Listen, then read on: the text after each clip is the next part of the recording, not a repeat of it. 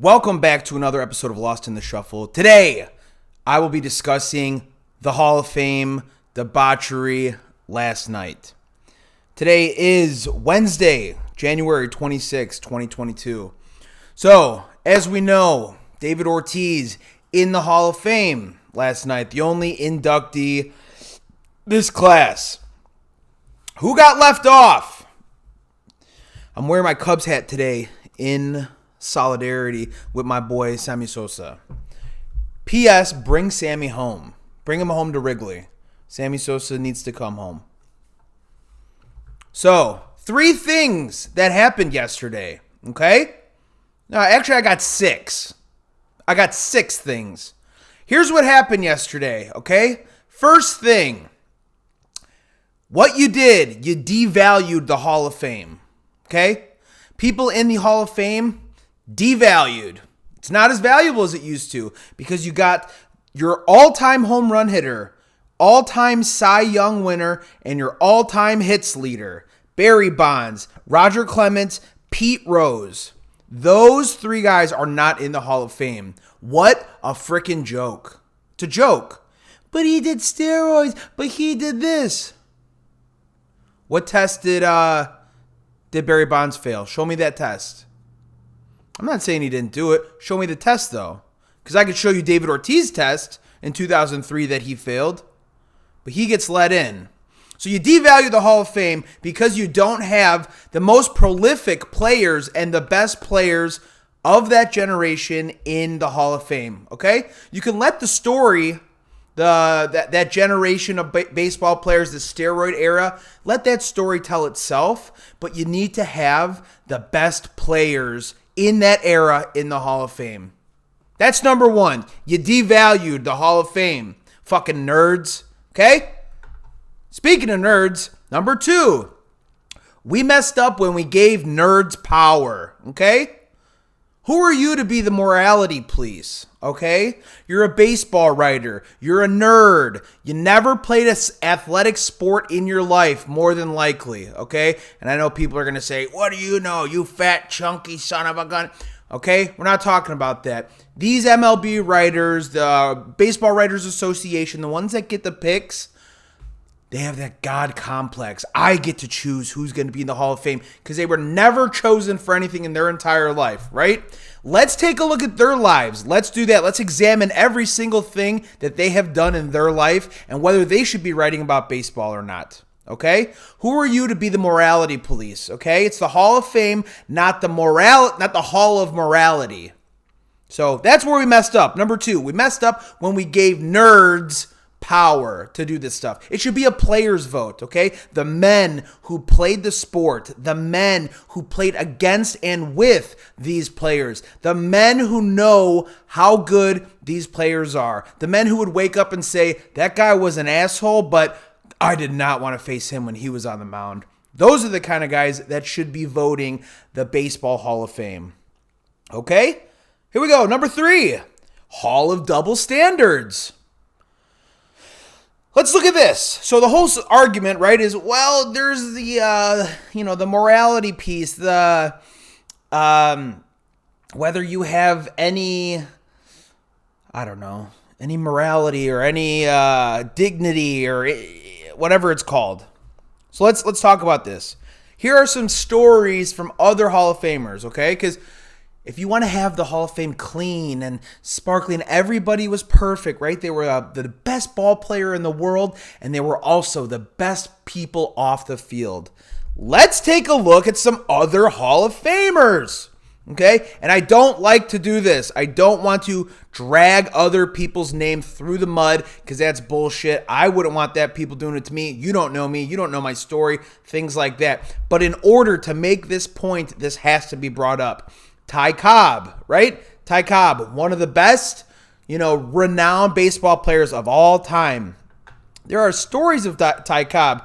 Take this with a grain of salt, whether it's true or not. The fact of the matter, it did happen. It's a whether how it happened, okay? So Ty Cobb was known or accused of being quite the racist, okay? So there's a story that a black groundskeeper patted Ty Cobb on the shoulder and extended his hand for a shake.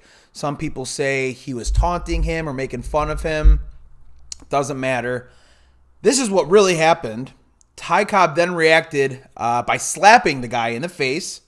And then his wife ran over and tried to stop him, and he choked her. So Ty Cobb assaulting a groundskeeper and then choking his wife. Okay? That's a real account. Whether it was because he was made fun of him or anything like that. He was charged with assault and battery.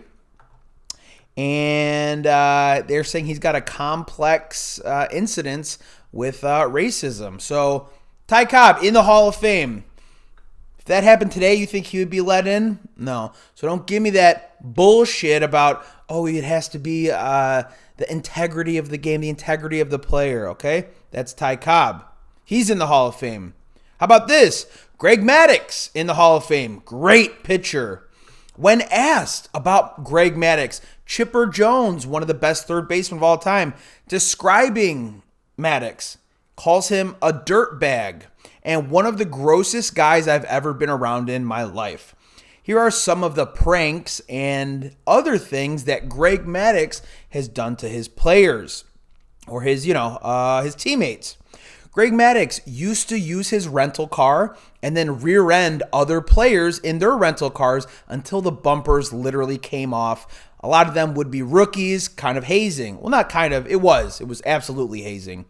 So he would take his rental car and bash up the other rental car of other players, rookies, until the bumper literally came off. He would also spit tobacco everywhere and then pick his nose and left it wherever he felt. He would hawk loogies onto the ceiling and then wait for them to fall on reporters and other innocent bystanders. What else would, here's some other accounts. He was known to be a big liar, blah, blah, blah. They called him the silent scumbag because he had a demeanor of a CPA, but he would do gross things. And some players would say, all I can tell you is don't eat the chili. I can't go any further than that. Maddux put foreign objects in the chili. You can use your imagination of what he put in the chili. Lastly, Maddux had a habit of taking craps on people's shoes and also on one occasion took a shit on someone's birthday cake. So that is Hall of Fame. Greg Maddux might have shitted in the San Diego chili. So that's Hall of Famer Greg Maddux, who has apparently a lot of integrity when it comes to showing respect to teammates and things of that nature. You see where I'm going with this? Okay? So that was number 3, Hall of Double Standards. Another side note, there are already men in the Hall of Fame who were on PEDs. It's a fact, okay? Pudge Rodriguez, you don't think he took PEDs? Hall of Fame, okay? And then yesterday, David Ortiz, he tested positive in 2003. He's now in the Hall of Fame. But why is he in the Hall of Fame, though, if he tested positive? Barry Bonds never tested positive. You can go ahead and look at him and make your own assumptions. But why is he in the Hall of Fame? He tested positive because he's likable, because he's a nice guy, because he likes the writers, because he's a suck-up, because he's funny. Okay. So you see where the double standard is, right? How about this? Number 4, baseball profited off of the steroid era and encouraged it. And now they turn their backs on them. Baseball had a lockout in 1994. The Mark McGwire, Sammy Sosa home run race brought people back to baseball. The home run race, the chase to 62, that was very exciting, even for casual baseball fans. MLB needed that. They profited off of it. They knew PEDs and steroids were running rampant among the league. This wasn't a 1, 2, 10, 20 player issue, guys. This was among the league. This was a keeping up with the Joneses. If you didn't do it or I didn't do it, I wasn't going to be able to produce like you were. So everybody was doing it. Don't let anyone try to convince you it was a handful of guys, because that's just not true. So baseball profited off of the steroid era, and now they turn their backs on them like a bunch of cowards instead of saying, we understand what was going on, we made a bad decision, whatever it is, and taking accountability. That was number 4. Number 5. Hey, casual baseball fans, shut up. Shut up. if you don't watch baseball, don't talk. You don't know what you're talking about. Let real baseball fans decide who should be in the Hall of Fame, who shouldn't be, or at least have an opinion on it. If you don't watch baseball, shut up. You don't know what you're talking about. That's why I don't talk about basketball. I don't watch it. I don't know anything about it that much. So I shouldn't have an opinion on it. If you're a casual baseball fan, shut up. Shut up. You can look at these players, what they were doing before PEDs. Okay? They had Hall of Fame careers before steroids. Casual baseball fans, you don't know this stuff because you just want to have an opinion like everyone else. Well, he cheated, so he shouldn't be in a shut up. Barry Bonds had 3 MVPs before the 1994 season. Okay? He had Hall of Fame numbers before steroids. Roger Clemens, 3 Cy Youngs before 1994. And then he had 6 before 2002. Okay? How about the guy that got voted in yesterday? Big Papi. You guys look at his numbers? Papi's first year was in 1997 with Minnesota. All the way up until 2002 with Minnesota. Let's look at his numbers, folks.